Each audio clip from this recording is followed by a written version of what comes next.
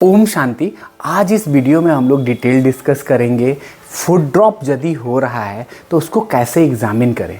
दोस्तों, foot drop में यदि सीवियर फुट ड्रॉप है तब तो ऑलमोस्ट पेशेंट को पता चल जाता है कि उनको फुट ड्रॉप है, लेकिन यदि माइल्ड टू मॉडरेट है तो उनको नहीं पता चल पाता है। तो दोस्तों, ऑलरेडी एक वीडियो मैंने फुट ड्रॉप में एफईएस का फंक्शनल इलेक्ट्रिकल स्टिमुलेशन का कैसे यूज करना है इसका वीडियो बनाया हुआ है, जिसका लिंक डिस्क्रिप्शन में दिया, आप जाके देख सकते हैं। इस वीडियो में हम लोग डिटेल डिस्कस करेंगे कि कैसे फिजिकल एग्जामिन करें कि या ऑब्जर्वेशन से कैसे पता चले कि हमें ये फुट ड्रॉप हुआ है और वो किस तरह का है, इसके विषय में बात करेंगे। तो दोस्तों, सबसे पहले बात करते हैं कि ये फुट ड्रॉप होता क्यों है। एक्चुअली यदि फुट ड्रॉप की मैं बात करूं दोस्तों, तो जो पंजे को ऊपर उठाते हैं इसको डॉर्सिफ्लेक्शन, और जो नीचे ले जाते हैं इसको प्लांटर फ्लेक्शन बोलते हैं।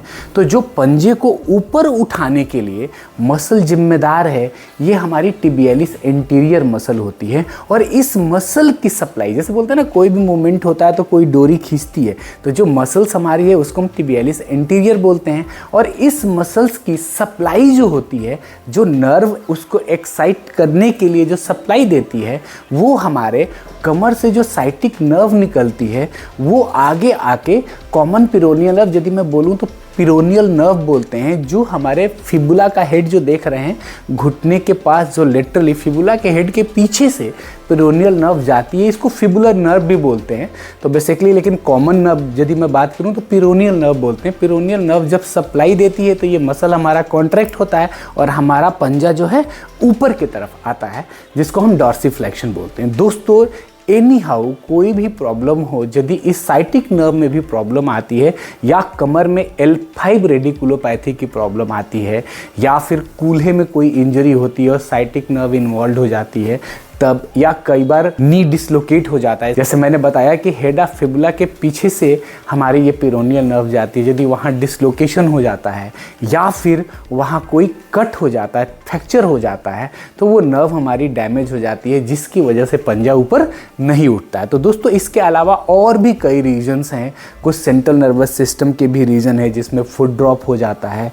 कुछ और तरह की प्रॉब्लम्स होती हैं जिसमें कि ट्यूमर हो जाए, उसकी वजह से नर्व में इंजरी हो जाए तो दिक्कत हो जाती है। तो ऐसे कई सारे सिम्टम देखने को मिलते हैं। लेकिन यदि मैं एग्जामिनेशन की बात करूं दोस्तों, तो जो कॉमनली देखने को मिलता है वो L5 रेडिकुलोपैथी कॉमन प्रॉब्लम होती है, या इंजरी जो हमारी होती है, नर्व इंजरी या बोन का फ्रैक्चर नी के अराउंड, वो ज़्यादातर देखने को मिलता है। कभी कभी हमें हिप रिप्लेसमेंट के बाद भी देखने को मिलता है, और कॉमनली नी रिप्लेसमेंट के बाद कॉमन पिरोनियल नर्व में कभी कभी प्रॉब्लम देखने को मिलती है, जिसकी वजह से फुट ड्रॉप होता है। अब हम लोग अपने टॉपिक पे लौटते हैं कि कैसे एग्जामिन करें। दोस्तों, यदि मैं फुट ड्रॉप के एग्जामिनेशन की बात करूं तो इसको हम दो तरीके से करते हैं। एक तो ऑब्जर्वेशन करते हैं और दूसरा हम प्रॉपर एग्जामिनेशन करते हैं, जिसको फिजिकल एग्जामिनेशन बोलते हैं।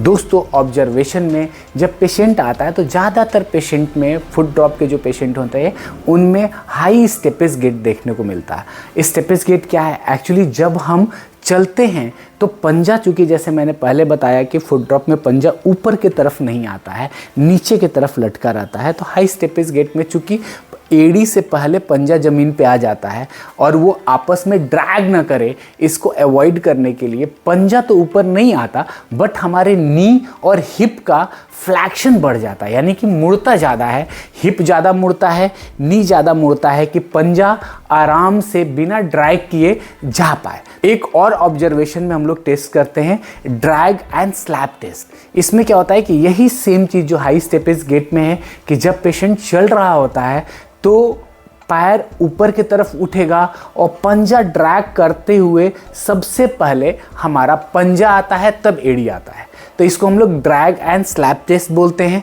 दोस्तों, फिजिकल एग्जामिनेशन की यदि मैं बात करूं तो मैनुअल मसल टेस्टिंग हम लोग करते हैं, जिससे हमें ये पता चलता है कि हमारी मसल की ग्रेड क्या है। बिकॉज मसल की ग्रेड 0 to 5 रहती है दोस्तों।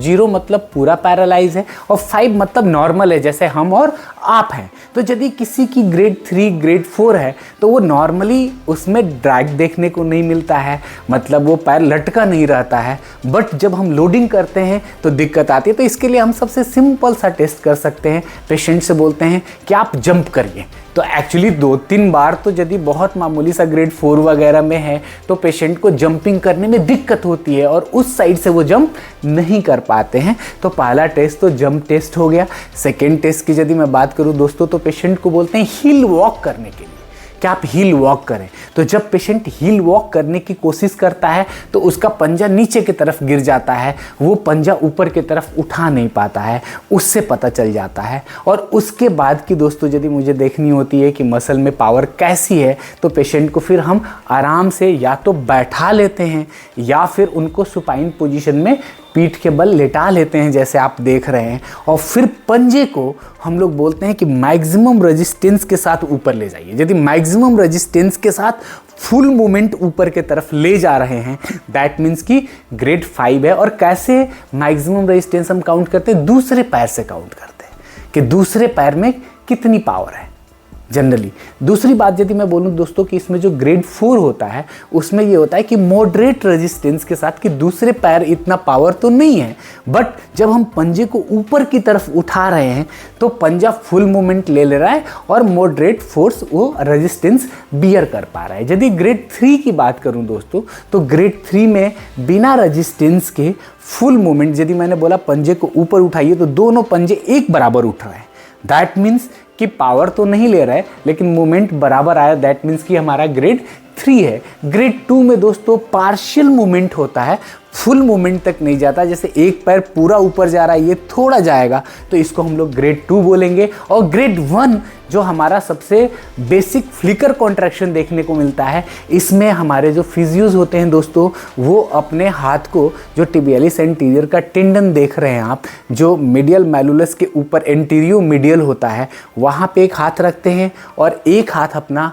जो आप टिबियालिस एंटीरियर मसल जा रही है उसके ऊपर रखते हैं और पंजा ऊपर करने को बोलते हैं और देखते हैं कि क्या यहाँ कोई फ्लिकर कॉन्ट्रैक्शन है, क्या कुछ पता चल रहा है। इससे हमें पता चलता है कि मसल यदि टेंडन में कॉन्ट्रैक्शन फील हो रहा है, दैट मीन्स कि ग्रेड 1 में है। तो आई होप दोस्तों इससे आपको ईजिली फाइंड आउट हो गया होगा कि मसल टेस्टिंग कैसे करते हैं और कैसे इसके ग्रेड के विषय में बात करते हैं। अब बात करते हैं दोस्तों कि इसके अलावा भी कुछ टेस्ट होता है। तो डेफिनेटली कुछ रेडियोलॉजिकल टेस्ट होते हैं जिससे हमें ये कंफर्म होता है, जैसे कि यदि कमर में नस दब रही है या ब्रेन की वजह से प्रॉब्लम हो रही है तो MRI कराते हैं, कई जगह CT स्कैन की ज़रूरत पड़ती है, या दोस्तों कभी बोन ग्रोथ की वजह से प्रॉब्लम हो रही है तो एक्सरे हो गया, या अल्ट्रासोनोग्राफी की भी कभी ज़रूरत पड़ती है नर्व पे कितना दबाव आ रहा है ये देखने के लिए।